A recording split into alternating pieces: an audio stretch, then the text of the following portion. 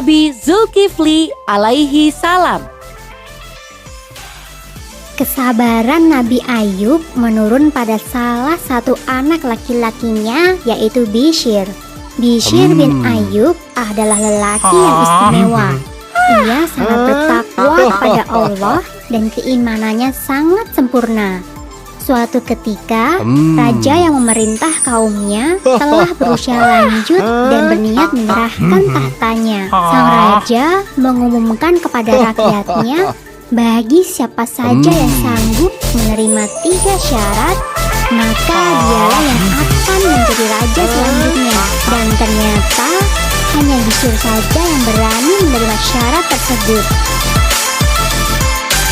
Ketiga syarat yang diajukan oleh sang raja adalah sanggup berpuasa di siang hari, mendirikan sholat di malam hari, dan sanggup untuk tidak marah dalam keadaan apapun. Setelah menyatakan sanggup menjalankan syarat itu, Bishr pun dinobatkan sebagai raja dan diberi julukan Zulkifli, yang mempunyai arti orang yang mempunyai kesanggupan dan kemampuan. Zulkifli selalu berpuasa di siang hari, mengerjakan sholat di malam hari, dan tidak pernah marah sama sekali.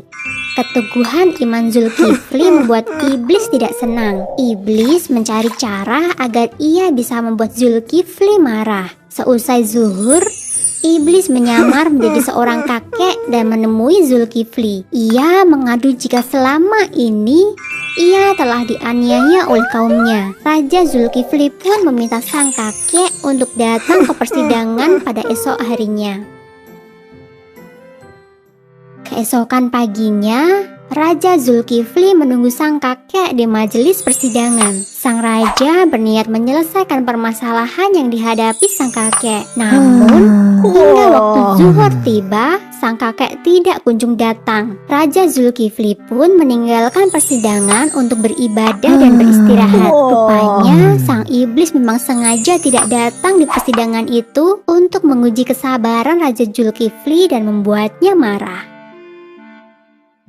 Saat Raja Zulkifli hendak istirahat, kakek jelmaan iblis itu muncul kembali. Kakek itu kembali mengadukan nasibnya sambil menangis. Raja kemudian meminta kakek itu pulang dan datang ke persidangan esok hari. Setelah kakek itu keluar dari kamar, Raja Zulkifli pun beristirahat. Ia memerintahkan kepada pengawal untuk mencegah siapa saja yang berniat mengganggunya. Usaha iblis untuk membuat Raja Zulkifli marah ternyata gagal. Setelah diusir oleh pengawal, ia pun kembali menyusup ke dalam istana. Para pengawal merasa heran karena kakek itu bisa menyelinap masuk. Mereka pun sadar jika kakek tua itu bukanlah manusia biasa. Setelah itu, mereka memperketat penjagaan di depan pintu kamar sang raja. Ternyata godaan sang iblis tidak mampu menggoyahkan iman Raja Zulkifli. Namun tak lama setelah itu, kesabaran Raja Zulkifli kembali diuji. Ada sekelompok orang durhaka yang berniat mengancam keselamatan kerajaannya. Raja Zulkifli kemudian meminta agar rakyatnya bersedia maju ke medan perang. Namun seruan Raja Zulkifli tidak ditanggapi oleh rakyatnya. Rupanya seluruh rakyatnya takut mati sehingga mereka tidak mau pergi berperang. Jika sang raja bisa menjamin bahwa mereka tidak akan mati saat berperang, barulah mereka mau maju ke medan perang bersama sang raja. Saat itu, sang raja berdoa kepada Allah. Ia meminta perlindungan dan keselamatan bagi semua rakyatnya. Doa Raja Zulkifli dikabulkan.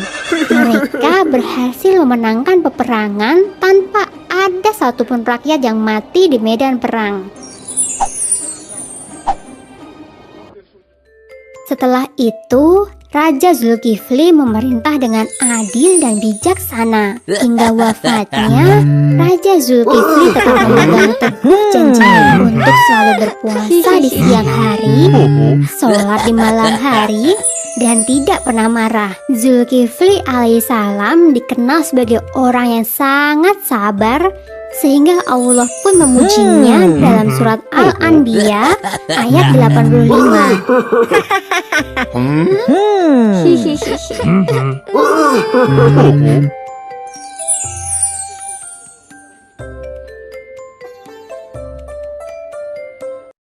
Dalam Al-Quran surat Al-Anbiya ayat 85, Allah menggolongkan Nabi Zulkifli sebagai orang yang sabar. Bunyi ayat itu adalah, "Dan ingatlah kisah Ismail, Idris, dan Zulkifli. Mereka semua termasuk orang-orang yang sabar."